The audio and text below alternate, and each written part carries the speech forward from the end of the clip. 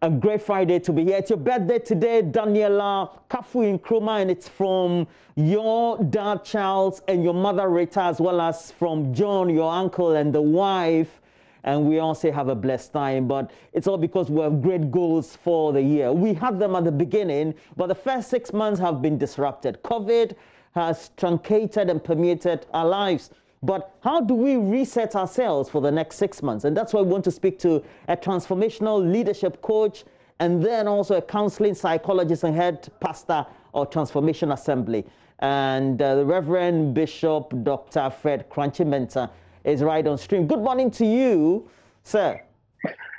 Good morning, my brother. Yeah, you love my accolades. How are you today? I'm great. I'm great. I'm giving you a lot of accolades because our audience needs to know that you're the right man for the job. But there seem to be too many. I'm having headaches right now. Don't worry, I'm an African. But ultimately, we also do know that 6 months towards the end of the year will mean that we need to reassess ourselves.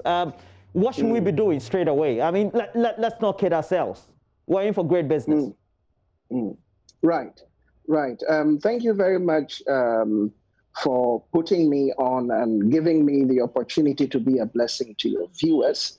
Unfortunately, like you have been saying throughout the morning, COVID-19 has interrupted a lot of people. COVID-19 has messed a lot of plans and a lot of goals, but it should not stop us. You see, problems are part of life. There are things that we don't plan for. There are things that we don't bargain for. They may happen along the line. You see, I tell people when you go to the doctor's office and you check the monitor that shows your heartbeat, when it is a straight line, what it means is that the person is dead. When it is zigzag, it goes up and comes down. It is an indication of life. So as long as we have life, troubles may come. We may have interruptions, but it should not stop us. What we need to do, the psychologists will call it reconceptualization. It's a big word that simply means to look at it from a different angle, to see the good things in it. For me, one of the good things that COVID-19 has produced in my life is that I have had a lot of time to spend with my family, my wife and kids. My kind of job always sent me out of the country, but for the past 6 months, I haven't worked in that dimension. So I have gotten to spend a lot of time with my family, and I have built proper and deeper relationship with loved ones. So we can all look at the good side of every bad situation. So straight to the point, what should we do? We have to reset. We have to go back to the drawing board, and we have to set new goals in consideration of the new normal, as they say. You see, goals are very, very, very, very important. Goals are so important. A man without goals is like a driver without a destination. That means when you start out in the morning, you start your car and you are going out without a destination. What it means is that you're going to waste your energy, you're going to burn fuel without having a specific goal, a specific destination. I don't even know where I'm going. So this situation has interrupted a lot of things, but we can reset. We can set new goals. When you have goals, you have direction. When you have goals, you have focus. When you have goals, you don't misfire. So straight away, what do I do in setting up goals? Number one, very important, sit down and think about the rest of the year. I have July until December. What do I want? And the word I is very important. What do I want? I is very important. What do I want? I'm stressing on the word I because most people set goals based on other people's opinion, other people's ideas, other people's interest. You need to ask yourself, what is my interest? What am I passionate about? What do I want to achieve? Once you have identified that, you need to categorize it. Once you have structure, your brain works better. Talk about career goals. Categorize it. These are my career goals. This is what I want to achieve in my career in the next 6 months. Talk about financial goals. Talk about educational goals. You can look at family goals. Where do I want to take my family in the next 6 months? You can talk about health goals. How much weight do I want to lose? And how much weight do I want to gain? How do I see myself health-wise in the next 6 months? And then most importantly, what people don't consider is what I call attitudinal goals. How do I want to improve on my attitude in the next 6 months is so important. And let me re-emphasize that these goals should be your goals, not somebody's goals, not my parents' goals, not my friends' goals, my goals. Any external force should only guide you to get what you think you want, as long as it is good for you and it doesn't offend anybody. So it should be your goals. After that, you are breaking it down into smaller, achievable goals. You see, when it looks so big like that, it looks overwhelming, and sometimes it looks threatening and intimidating. Break it down.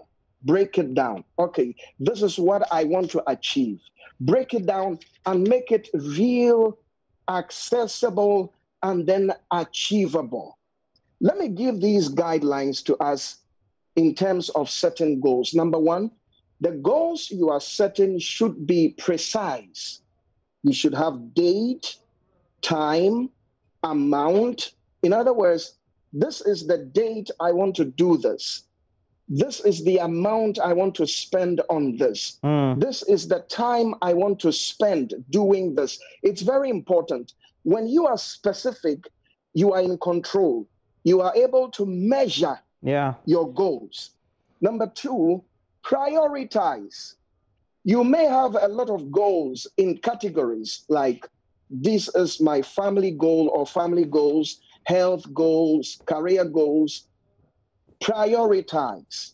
If you ask me, I will tell you that your health is number one, because your health will help you to achieve all the other goals. So when you set priorities, you have focus. Human beings are limited.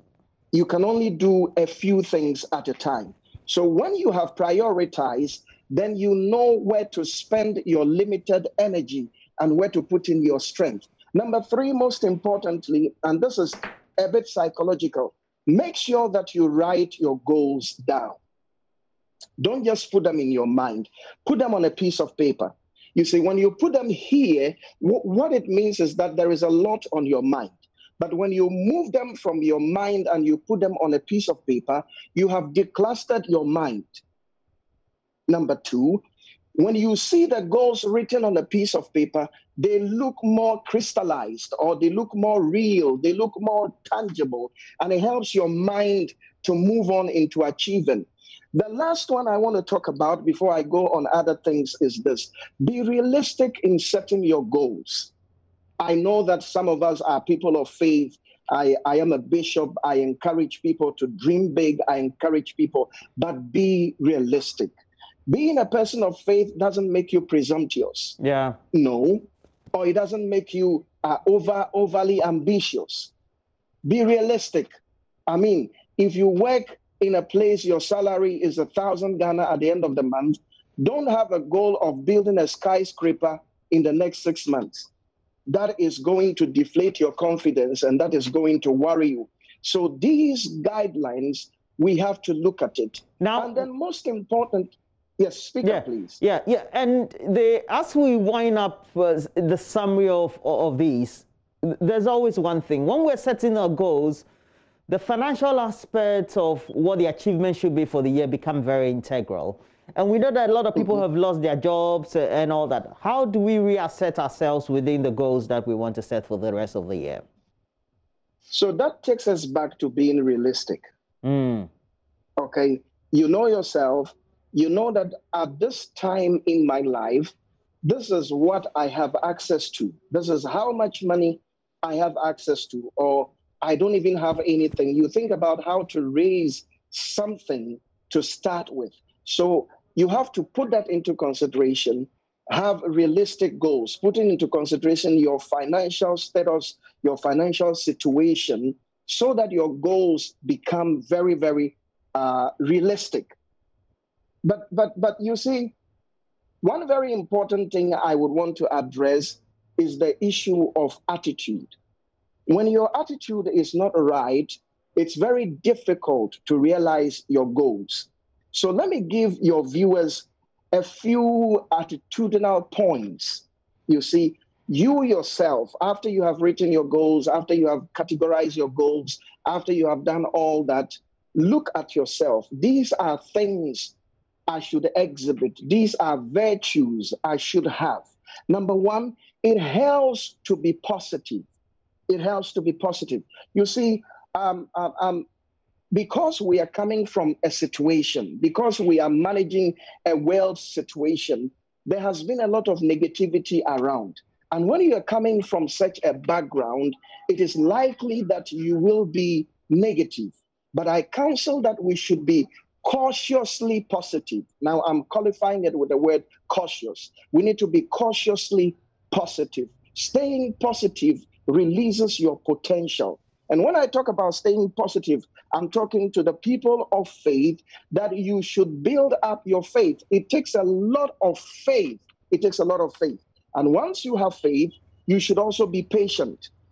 See, when you operate in positivity or faith without patience, you will create troubles for your mind and your general health. Patience is important. Good things happen with time. So be patient, be persistent. You see, go after it. Don't give up. You may have issues. You may have opposition. You may have troubles along the way. Just keep going on. Keep on doing it. As long as you are on the right path, keep on doing it. And lastly, you may fail in some ways. Be self-compassionate. Love yourself enough to forgive yourself and give yourself another chance. May God help us to be better, do better, and have better in the next 6 months. Well, thank you very much. And Reverend Crunchy helping us with that. And we know that we've had a lot of take from this, but it's where we have to go for a break. Not before we do this. Graphic Communications Group Limited has started a courier service. They are joining up next.